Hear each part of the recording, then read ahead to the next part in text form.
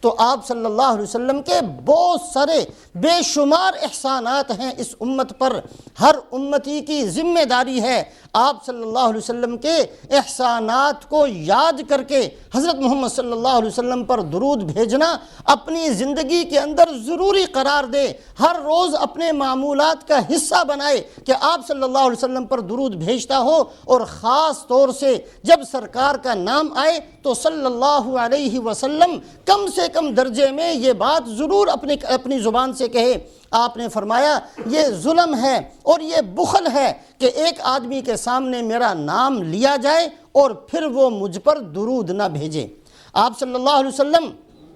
ایک حدیث پاک کے اندر ارشاد فرماتے ہیں، اللہ پاک نے ایسے فرشتے بنائے ہیں جن کے ذمے صرف یہ کام ہے کہ وہ زمین پر پھرتے رہتے ہیں۔ ملائکہ سیاحین، زمین پر پھرنا ان کا کام ہے، اور ان کے ذمے صرف یہ کام ہے کہ زمین پر پھرتے ہوئے جس بندے کو سنتے ہیں کہ وہ اللہ کے نبی حضرت محمد صلی اللہ علیہ وسلم پر درود بھیجتا ہے، سلام بھیجتا ہے، یہ فرشتے فوراً اس درود اور سلام کو لے کر سرکار دو عالم صلی اللہ علیہ وسلم کی مجلس میں پہنچا دیتے ہیں۔ اس کام کے لیے فرشتوں کو مقرر کیا گیا۔ آپ صلی اللہ علیہ وسلم ایک موقع پر بڑی بشاشت سے اور بڑی خوشی کے ساتھ صحابہ کرام کی مجلس میں تشریف لائے۔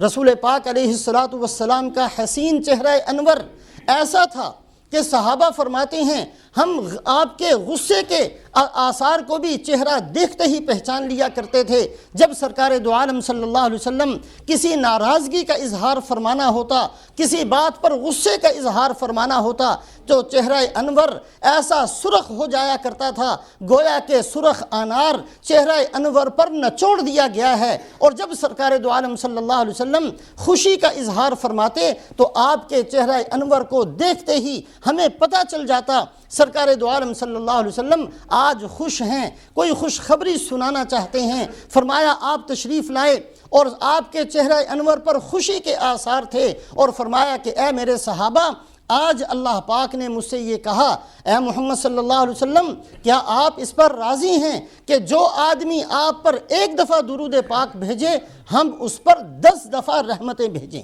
آپ اس پر راضی ہیں؟ تو اللہ پاک نے رسول پاک علیہ السلام پر درود بھیجنا اس کو بہترین قسم کی ایک عبادت قرار دیا ہے۔ حضرت محمد صلی اللہ علیہ وسلم کے احسانات کو یاد کر کے اور ایک ایک احسان کو یاد کر کے آپ صلی اللہ علیہ وسلم پر درود بھیجنا یہ ہماری دینی ذمہ داری ہے اور مغفرت کا ایک سبب ہے۔